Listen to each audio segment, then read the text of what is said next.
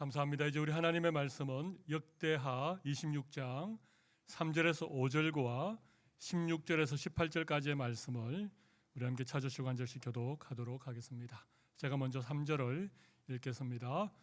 우시야가 왕위에 오를 때에 나이가 16세라 예루살렘에서 52년간 다스리니라. 그의 어머니의 이름은 여골리아요 예루살렘 사람이더라. 우시야가 그의 아버지 아마샤의 모든 행위대로 여호와 보시기에 정직하게 행하며 하나님의 묵시를 밝히 아는 스가랴가 사는 날에 하나님을 찾았고 그가 여호와를 찾을 동안에는 하나님이 형통하게 하셨더라. 그가 강성하여짐에 그의 마음이 교만하여 악을 행하여 그의 하나님 여호와께 범죄하되 곧 여호와의 성전에 들어가서 향단에 분향하려 한지라. 제사장 아사랴가 여호와의 용맹한 제사장 80명을 데리고 그 뒤를 따라 들어가서 우시야 왕 곁에 서서 그에게 이르되 우시야여 여호와께 분향하는 일은 왕이 할 바가 아니요 오직 분향하기 위하여 구별함을 받은 아론의 자손 제사장들이 할 바니 성소에서 나가소서. 왕이 범죄하였으니 하나님 여호와께 영광을 얻지 못하리이다. 아멘. 우리 오늘 2부 예배에 나오신 모든 성도님들을 주님의 이름으로 환영합니다. 하나님께서 우리 모든 성도들의 심령 가운데 큰 은혜와 평강을 가득 부어주시기를 바랍니다. 옆에 계신 분들에게 하나님의 은혜와 평강이 가득하시기 바랍니다. 서로 축복하겠습니다. 하나님의 은혜와 평강이 가득하시기를 바랍니다. 벌써 12월이 되었습니다. 2020년 한 해의 마지막 달이 이렇게 성큼 다가왔습니다. 우리 올해는 연초부터 시작한 이 코로나 바이러스 때문에 어떻게 이 많은 시간들이 지나갔는지 아직도 정신이 없지요. 아무튼 그래도 마지막 달을 맞이했습니다. 시작도 중요하지만 끝이 참 중요하다고 생각합니다. 시작이 반이다 이런 말도 있지만 끝이 좋아야 다 좋은 것 아니겠습니까? 제가 늘 말씀드리지만 믿음은 시작보다 끝이 좋습니다. 갈수록 잘 되는 것이 믿음이지요. 2020년 올 한 해 힘들고 어려운 일도 많았지만 이 마지막 한 달을 잘 마무리하셔서 2020년 올해도 여러분의 인생에 이런 모든 시간 속에 참 의미 있고 또 소중한 그런 시간들이 되면 참 좋겠다 싶습니다. 근데 여러분 이 마지막을 잘 한다는 것, 끝까지 이렇게 잘 마무리한다는 게 참 어렵다는 생각을 특별히 우리가 요즘 읽고 있는 이 역대기서의 말씀을 읽으면서 계속해서 들고 있습니다. 여러분 참 한때는 하나님 앞에 정직했던 왕들, 하나님 앞에 선을 행하였던 그런 왕들이 어느 순간 하나님을 버리고 우상을 섬기기도 하고 그의 마음이 이 변절하여서 교만해지기도 하고 그래서 마지막에 참 안타까운 그런 모습들을 보여주는 왕들이 참 적지 않은 것 같습니다. 여러분 그렇지 않습니까? 여호야다가 살아있을 동안에는 참 하나님 앞에 정직하게 행하였던 여호와서 왕도 결국 마지막에는 참 안타까운 그런 모습들을 보여주는 경우가 참 많습니다.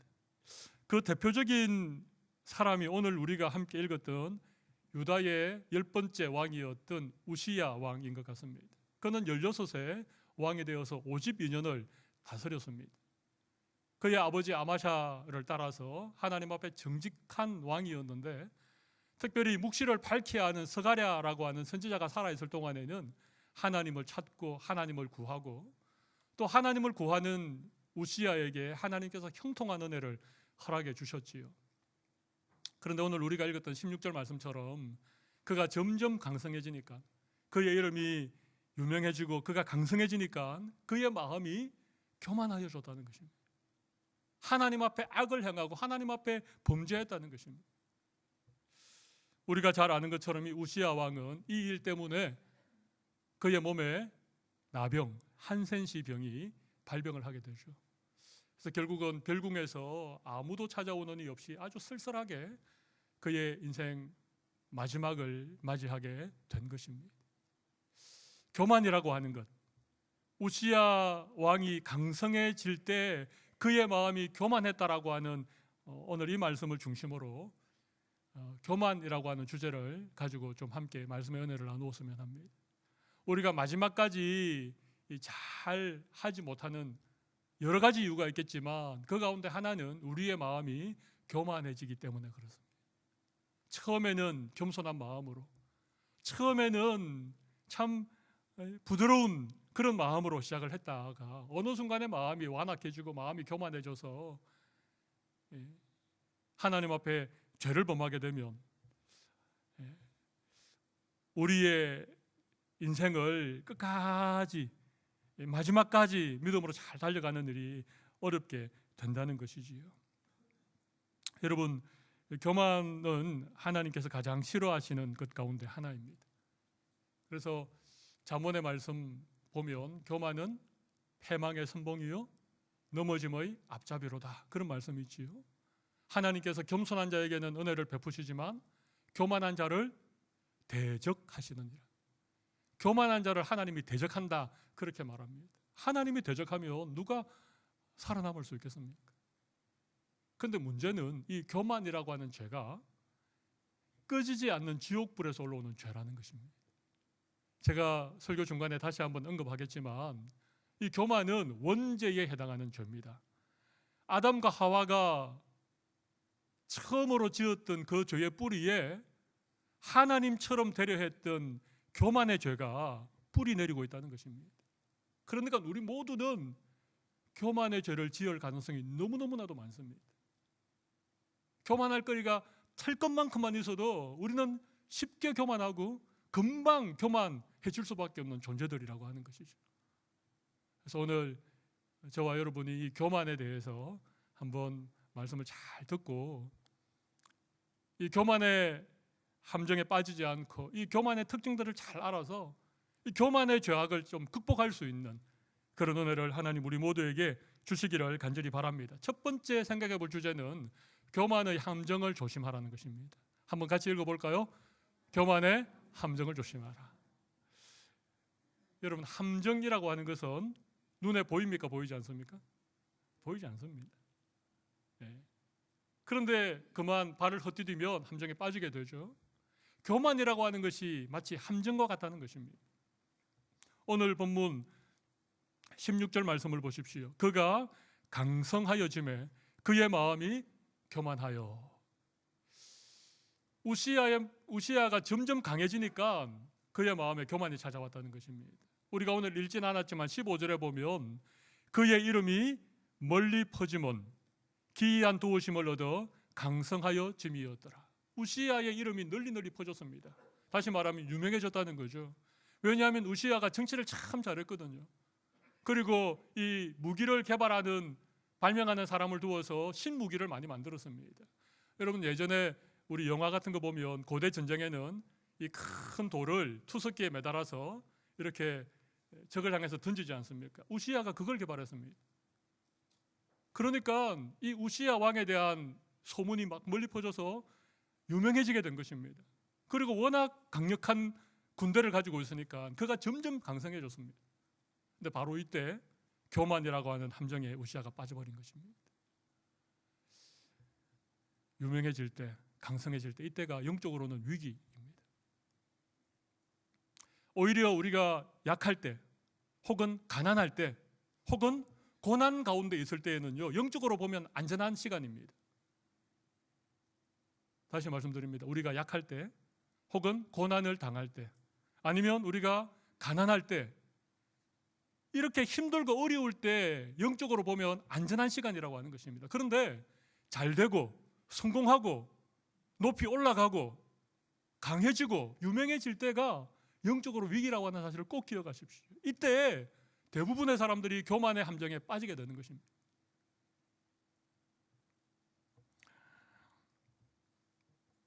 우리가 잘 아는 사울 왕 같은 분도 처음에는 얼마나 겸손했습니까? 선지자 사무엘이 사울 왕을 찾아가서 너를 기름 부어 이스라엘의 왕을 삼겠다. 그랬을 때 이 사울이 그 짐짝 뒤에 숨었습니다. 그만큼 수줍음이 많았고 겸손한 사람이었습니다. 근데 사울이 왕이 되고 전쟁에서 승리하고 그의 이름이 높아지니까 어느 순간 교만해져서 하나님 앞에 범죄하는 모습들을 우리가 잘 알고 있지 않습니까? 여러분이 잘 될 때, 이때가 교만의 함정에 빠질 위기라고 하는 사실을 꼭 기억하십시오. 이런 예를 들어서 어떨지 모르겠지만, 집사님일 때는 사람이 참 겸손했는데 권사님이 딱 되고 나니까, 장로님이 되고 나니까, 목사가 되고 나니까 이상하게 목에 힘이 들어가고 목소리가 중저음으로 쫙 깔리는 분들이 계시는 거예요. 교만의 함정에 빠진 것입니다.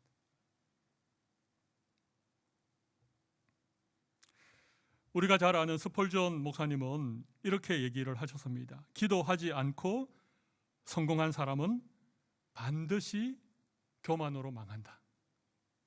기도하지 않고 성공한 사람은 어떻게 된다고요? 반드시 교만 때문에 망한다는 것입니다.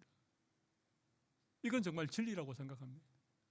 잘 되었을 때 기도하지 않으면, 잘 되었을 때 더 하나님 앞에 엎드리지 않으면 대부분은, 아니 모든 사람은 다 교만으로 망할 수밖에 없습니다. 여러분, 사탄은 잡식성입니다. 사탄이 못 먹는 것은 없습니다. 사탄은요, 어떤 거라도 양념을 뿌려서 먹습니다. 사탄이 뿌리는 양념이 뭔지 아십니까? 교만의 양념을 뿌립니다. 얼굴이 조금 잘생긴 사람에게는요, 미모라고 하는 양념을 착 뿌려가지고 잡아먹습니다. 사탄의 밥이 되는 것이지요. 조금 똑똑한 사람, 이 IQ가 좀 높고 똑똑한 사람에게는요, 사탄이 학벌이라고 하는 교만의 양념을 뿌려서 사탄의 먹잇감으로 만들어버립니다.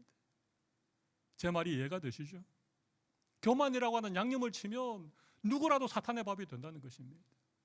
믿음이 좀 좋은 사람에게는 사탄이 어떤 양념을 뿌리겠습니까? 열심이라고 하는 교만의 양념을 뿌리는 거예요. 그러면 자기의가 충천해서 한순간 사탄의 밥이 되어버립니다. 여러분, 교만은 아무에게나 언제든지 찾아오는 그런 사탄의 영적인 공격이라고 하는 사실을 기억하셔야 됩니다. 우리 가운데 그 어느 누구도 이 함정을 빠져나갈 수 있는 사람이 없습니다.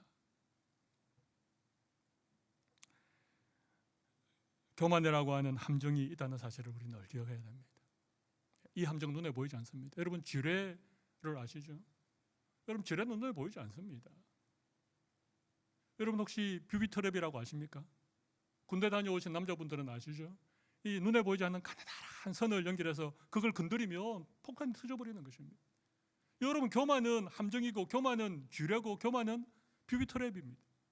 눈에 보이지 않지만 그것을 밟는 날에는, 그것을 건드리는 날에는 죄악이라고 하는 폭탄이 터져버려서 사탄의 밥이 되는 것이죠. 그래서 우리가 교만의 특징을 아셔야 됩니다. 두 번째 생각해 볼 주제는 교만의 특징을 파악하라는 것입니다. 교만의 특징을 파악하라. 교만의 특징을 파악하라. 여러분, 교만은 죄악의 뿌리입니다. 꺼지지 않는 지옥불에서 올라오는 죄입니다. 여러분, 아담과 하와가 지었던 죄가 원죄죠. 우리는 다 원죄의 영향을 받고 이 땅에 태어났는데요, 원죄는 딱 두 가지입니다. 하나는 불순종입니다. 하나는 교만입니다. 하나님이 먹지 말라 한 선악을 알게 하는 열매를, 하나님의 말씀을 어기고 따서 먹은 것, 불순종이죠. 또 하나는 너희의 눈이 밝아져서 선악을 아는 일에 우리와 같이 하나님처럼 될 것이다. 사탄이 인간의 교만한 마음을 자극해서 교만의 죄를 짓게 한 것입니다. 여러분, 원죄는요, 불순종과 교만이에요. 그러니까요, 우리가 다 이 원죄의 영향 아래 태어나기 때문에 우리는 남의 말 듣는 걸 너무너무 싫어합니다. 누가 하지 말라 그러면 이상하게 더 하고 싶습니다. 그죠? 아이들 키워보세요. 하지 말라 그러면요, 그것만 골라서 말을 안 듣지 않습니까? 조금만 교만할 거리가 있으면 금방이라도 교만해지는 것은 이 원죄의 영향 때문에 그런 거예요. 유명한 신학자였던 나인홀드 니이버라고 하는 신학자가 교만을 4가지로 분류를 했습니다. 첫 번째는요, 권력적 교만이 있습니다. 권력적 교만. 이건 말 그대로 자기가 조금 높아지면, 어떤 자리에 올라가면 교만해진다는 것입니다. 두 번째 교만을 지적인 교만이라고 했습니다. 지적인 교만. 남들보다 조금 더 많이 아는 것이 교만의 이유가 되는 것이죠. 세 번째 라인홀드 니버가 얘기한 교만은요, 도덕적 교만입니다. 내가 남들보다 좀 더 착하게 사는 것, 남 모르게 구제하는 그런 일들, 그런 것들이 전부 다 자기 교만이 된다는 것입니다. 권력적 교만, 지적인 교만, 도덕적 교만. 여러분, 네 번째는 뭐겠습니까? 네 번째는 뭐겠습니까? 영적인 교만이 있습니다. 영적인 교만. 내가 남들보다 좀 더 열심히 신앙생활하는 것, 내가 교회 봉사 조금 더 많이 하는 것, 내가 교회를 좀 더 많이 오래 다니는 것, 이게 전부 다 영적인 교만이 된다는 것입니다. 권력적인 교만, 지적인 교만, 도덕적인 교만, 영적인 교만, 이런 것들이 다 우리에게 있다는 얘기죠. 여러분, 우시야 왕도 그가 강성해지니까 그의 마음에 교만이 찾아오게 된 것이죠. 그리고 이 교만하니까 하나님이 하지 말라고 하는 일을 그가 한 것입니다. 여호와의 성전에서 하나님을 분향하는 일은요, 제사장에게만 한정되어진 일이었습니다. 민수기 3장 10절 말씀 보면 모세가 율법에 이렇게 정해놓은 것이 있습니다. 너는 아론과 그의 아들들을 세워 제사장 직무를 행하게 하라. 그 다음 뭡니까? 외인이 가까이 하면 죽임을 당할 것이라. 제사장 외에는, 구별되어진 제사장들 외에는 하나님께 분향할 수가 없었습니다. 그런데 지금 우시야가 강해지고 그가 대단한 그런 존재가 되니까 제사장들이 하는 그 영적인 일이 본인도 하고 싶은 것입니다. 그래서 스스로 여호와의 전에 들어가서 분향을 하려고 했습니다. 그때 제사장 중에 어떤 아사랴가 용감한 제사장 80명을 데리고 왕에게 가서, 왕이여 이렇게도 하지 않습니다. 우시야여 이렇게 이름을 부르면서, 그죠? 우시야여, 여호와께 분향하는 일은 왕이 할 바가 아닙니다.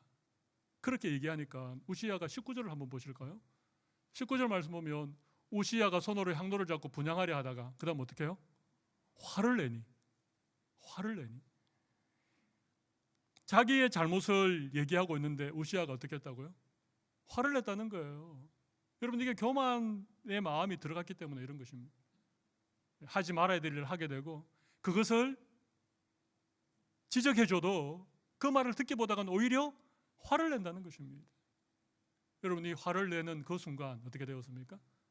그 제사장들 앞에서 그의 얼굴에, 그의 이마에 나병이 발병을 하게 되어버린 것이죠. 여러분, 교만한 마음이 우리에게 찾아오면 몇 가지 신호가 있습니다. 제가 교만한 사람들에게 일어나는 신호 몇 가지를 말씀드리겠습니다. 첫 번째는요, 건강하지 못한 비교를 자주 한다는 것입니다. 건강하지 못한 비교를 자주 한다. 두 번째는 비판받는 것을 거부한다는 것입니다. 비판받는 거 다 힘들죠. 그래도 쓴소리이지만 우리에게 필요한 얘기는 들어야 되는데 교만한 마음이 찾아오면 비판을 다 거부해버리는 것입니다. 그리고 건강하지 못한 비교를 자꾸 한다는 것입니다.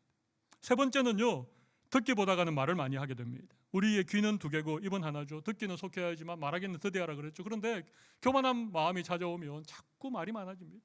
가르치려고 하고 잔소리하고. 네 번째는 자기의 이미지를 꾸미려고 한다는 것입니다. 자꾸 자기를 포장하는 것입니다. 이미지를 자꾸 꾸미려고 합니다.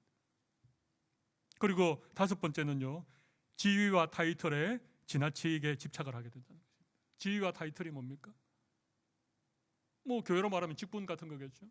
세상으로 말하면 어떤 직급 같은 거겠죠. 그걸 너무 집착한다는 것입니다. 내가 과장인데, 내가 목사인데, 자꾸 그렇게 집착한다는, 이게 전부 다 신호입니다. 교만한 마음이 우리에게 찾아왔다는, 내가 지금 교만의 함정에 빠져 있다는 신호가 뭐라고요? 건강하지 못한 비교를 하게 되고, 비판에 대해서 너무나도 거부하게 되고, 듣기보다가 말을 많이 하게 되고, 자기의 이미지를 과대 포장하게 되고, 지위나 타이틀에 집착하게 되고. 여러분, 이런 게 우리에게 있으면 이게 지금 빨간 신호등이 깜빡깜빡한다는 것입니다. 교만이라고 하는 함정에 내가 걸려들었다, 그렇게 생각을 하셔야 됩니다. 그래서 제가 오늘 여러분들에게 교만을 진단할 수 있는 테스트를 한번 해봐 드리겠습니다. 여러분 다 손을 이렇게, 열 손가락 이렇게 한번 펴시든지 접으시든지 상관은 없습니다. 다 펴시면 너무 표가 나니까 아내는 펴고 남편은 접고 뭐 이러시든지 아무튼 뭐 펴든지 접든지 이렇게 해보십시오. 아니면 이걸 다른 사람이 보는 게 좀 그러면 이렇게 밑으로 내려서 하셔도 됩니다. 제가 지금 10가지를 말씀드리겠습니다. 10가지 중에 들어보고 정말 그렇다 그러면 2점입니다. 2점. 그러면 손가락 2개를 접어야 됩니다. 아시겠죠?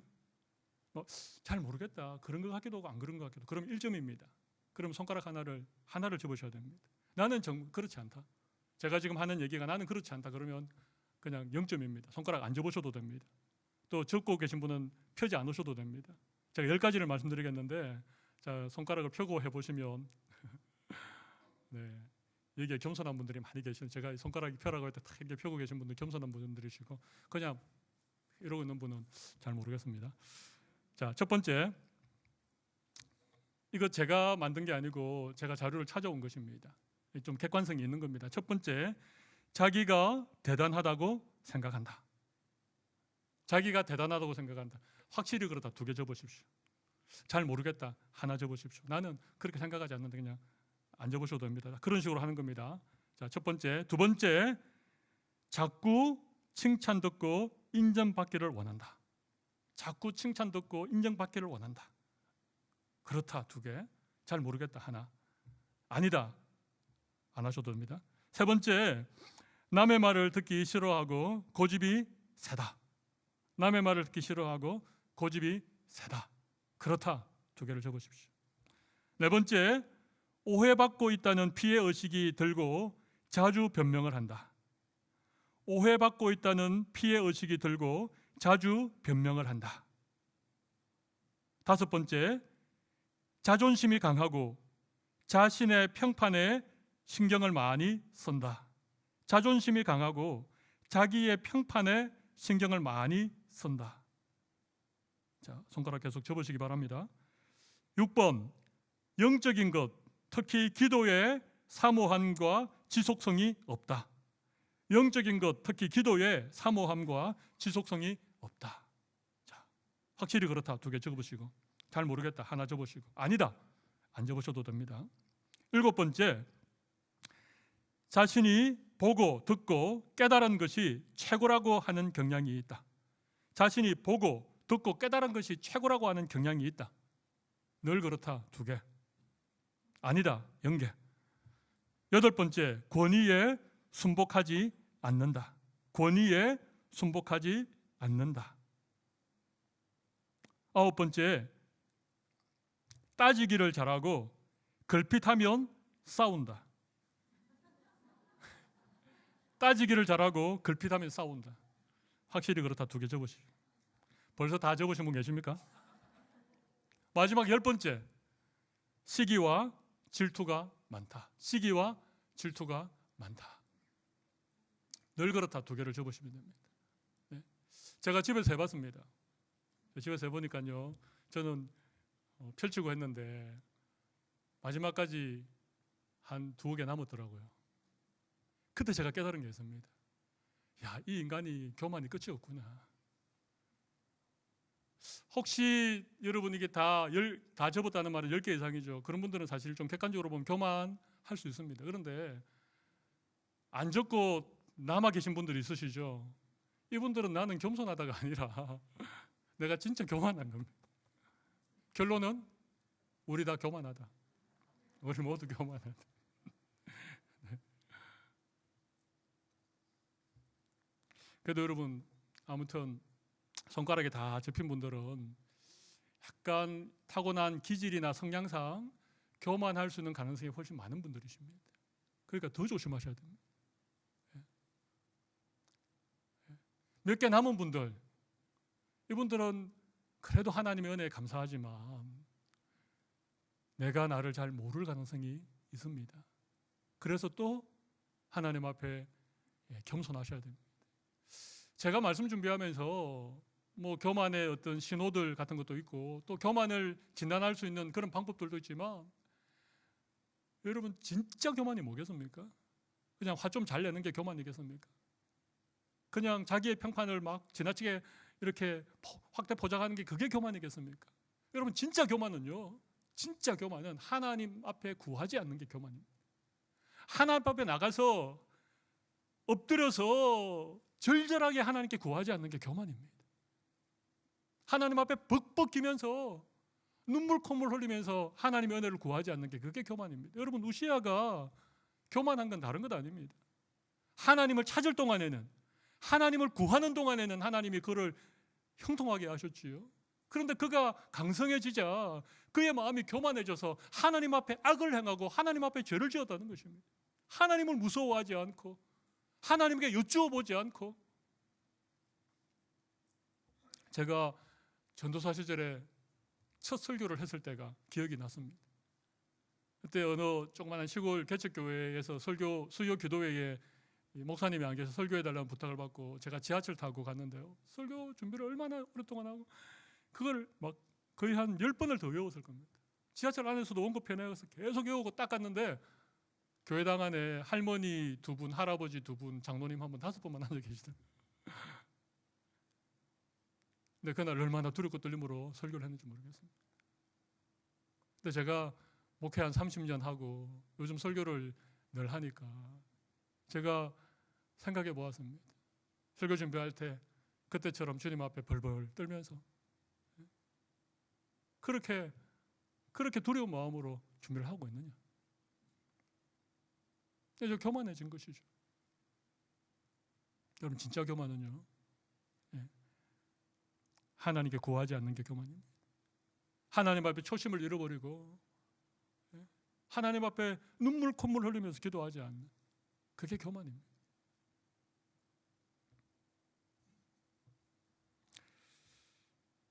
우리 모두는 교만할 가능성이 너무 많습니다. 왜냐하면 원죄의 뿌리가 교만이기 때문에 그렇습니다. 탈 것만큼만 교만할 거리가 있으면 우리 금방 교만해집니다. 그게 지적인 것이든지 그게 영적인 것이든지 그게 외모든 그게 학벌이든 그게 지위든 재산이든 우리 너무너무 쉽게 교만해질 수밖에 없다는 사실을 우리 기억해야 됩니다.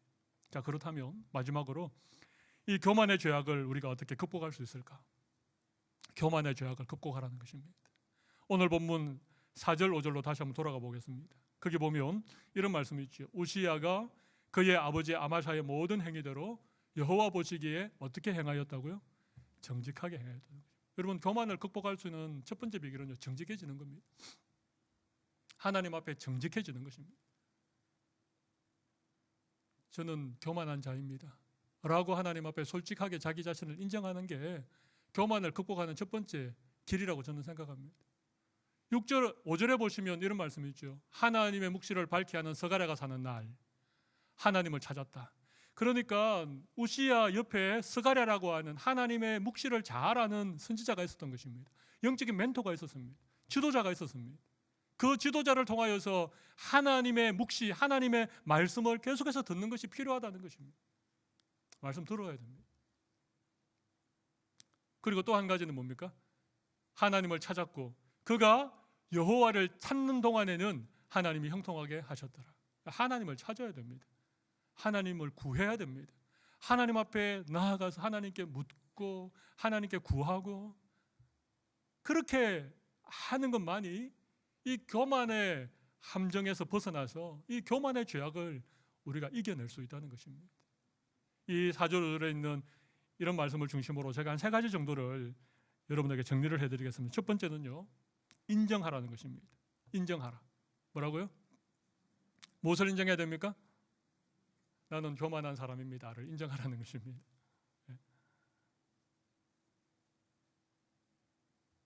나는 교만 덩어리다. 털 것만큼만 교만한 거리가 있으면 나는 교만해질 수밖에 없다. 인정하라는 것입니다. 두 번째는요, 회개하라입니다. 회개하라. 다윗도 참 믿음이 좋은 왕이었지만 그가 한순간 실수했지요. 남의 아내를 범하고 그 남편을 치열한 전장에 내보내서 죽게 만들었습니다. 그때 나단이라고 하는 선지자가 찾아왔죠. 그래서 다윗 왕의 죄를 지적합니다. 그때 다윗이 어떻게 했습니까? 다윗이 회개했습니다. 그 침상을 눈물로 적실 만큼 하나님 앞에 눈물로 회개했습니다. 그러니까 하나님께서 다윗을 용서하시고 사랑하셨죠. 여러분 오늘 우시야 보십시오. 아사랴가 용맹한 80명의 제사장과 함께 우시야여 그것은 왕이 하실 일이 아닙니다. 그렇게 말하는데 우시야가 어떻게 했습니까? 회개하기는커녕 화를 냈습니다. 화를 내는 순간 그의 이마에 나병이 생겼습니다. 우리 다 교만할 수 있고 우리 다 실수할 수 있고 우리 다 악을 행할 수 있습니다. 죄 지을 수 있습니다. 저도 그렇고 우리 모두가 그렇습니다. 그때 우리의 죄에 대해서 하나님이 반드시 지적해 주십니다. 죄를 짓는다고 바로 심판하시지 않습니다. 죄를 짓는다고 하나님이 바로 그 죄에 대해서 우리를 징계하지 않습니다. 죄를 짓고 나면 반드시 하나님이 그 죄에 대해서 우리에게 먼저 회개할 기회를 주십니다. 말씀을 주시든지 선지자를 보내시든지 누구를 통해서 어떤 사건을 통해서 그때 우리가 해야 될 게 뭐라고요? 회개하는 것입니다. 그때 오히려 막 화를 내고 회개하는 것입니다. 여러분 우리는 교만하지 않을 수 없습니다. 우리는 모두 다 교만의 죄를 짓습니다. 그런데 우리가 죄 지은 것 때문에 심판받지 않습니다. 우리가 죄 지은 것 때문에 멸망당하지 않습니다. 우리가 회개하지 않기 때문에 심판당하는 것이고 회개하지 않기 때문에 우리가 멸망받는 거예요. 회개하는 게 너무 중요합니다. 인정하라. 두 번째 뭐라고요? 회개하라. 세 번째는 조금 더 적극적인 방법을 알려드리겠습니다. 마태복음 11장 28절 29절 말씀 한번 보실까요? 나는 마음이 온유하고 겸손하니 나의 멍에를 메고 내게 배우라. 그리하면 너희 마음이 쉼을 얻으리니. 예수님 말씀이죠. 예수님께서 수고하고 무거운 짐진 자들아 다 내게로 오라. 내가 너희를 쉬게 하겠다. 그렇게 말씀하시고 나서 나는 마음이 온유하고 겸손하다는 것입니다. 나의 멍에를 메고 나에게 배우라. 그리하면 너의 마음이 어떻게 된다고요? 쉼을 얻는다. 마음에 교만이 가득 차 있고 마음에 그런 것들이 있으면 우리의 마음에 진정한 안식이 없습니다. 근데 예수님의 겸손을 배우고 예수님의 온유를 배우면 우리의 마음에 참된 쉼이, 참된 안식이 찾아온다는 것이죠. 그러니까 교만한 사람들을 보면 뭔가 잔뜩 화가 나 있는 것 같습니다.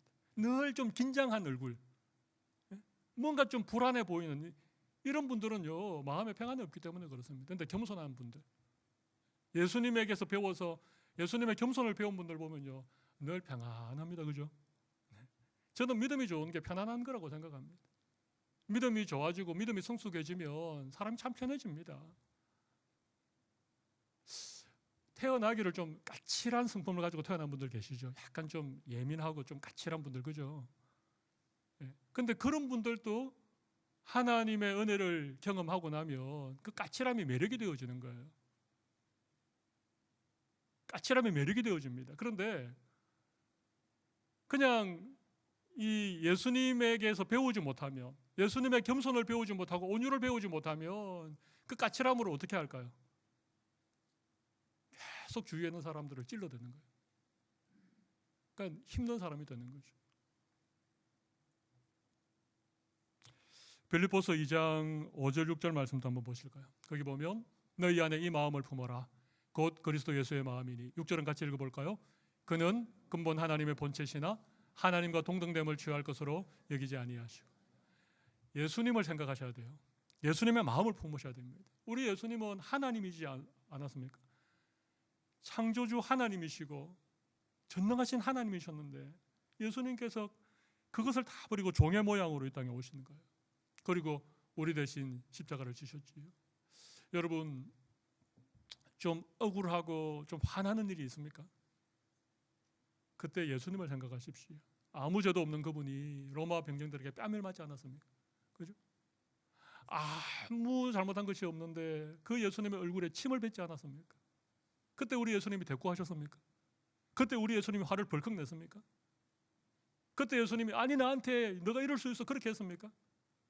아닙니다. 마치 도살장으로 끌려가는 어린 양처럼 아무 대꾸도 없이 묵묵하게 그냥 그 길을 가시는 거예요. 그 예수님의 십자가 때문에 우리가 구원받은 것이죠. 그 예수님의 십자가를 우리는 믿고 예수님을 따라가는 믿음의 삶을 우리는 살아가고 있습니다. 예수님 생각하면 화날 일이 있겠습니까? 그런데도 말이죠, 운전하다가 뒤에서 누가 빵빵 그러면 막 바로 화가 나가지고 그죠. 저도 지난 주간에 그걸 경험했습니다. 새벽기도 마치고 가는데 저는 뭐 정한 속도에 아무런 일 없이 가는데 뒤에서 좀 급했던가 봐요. 그래서 빵 하는데 새벽기도 마치고 가는 목사인 제가 화가 확 나더라고. 급 브레이크를 밟아버릴까. 날마다 예수님께 배우지 않으면, 날마다 예수님의 겸손을 배우지 않으면 우리 이렇게 되는 겁니다. 오늘 말씀을 마무리하면서 여러분에게 꼭 이런 말씀을 드리고 싶습니다. 교만은요, 우리 모두가 빠지기 쉬운 함정입니다. 그리고 우리 모두는 아담과 하와가 불순종과 교만이라고 하는 원죄 영향의 아래 우리가 태어난 자들입니다. 그래서 우리는 너무 쉽게 교만하고 너무 쉽게 교만의 죄를 짓습니다. 그걸 우리가 인정하는 게 필요합니다. 그리고 하나님 앞에 늘 나아가서 교만의 죄를 회개하고 좀 더 적극적으로 우리 예수님의 그런 겸손한 마음을 우리 배울 수 있는, 예수님의 마음을 품고 살아가려고 오늘도 노력하고 오늘도 힘쓰는 그런 은혜를 하나님 우리 모두에게 주시기를 간절히 바랍니다. 하나님의 은혜는 낮은 곳으로 임합니다. 그죠? 하나님은 교만한 자를 대적하시지만 겸손한 자에게 은혜를 베푸시는 거예요. 우리가 겸손하기만 하면 하나님의 은혜가 우리에게로 흘러 우리의 심령 가운데 넘치게 되어집니다. 이런 은혜가 우리 모든 성도들에게 넘치기를 바랍니다.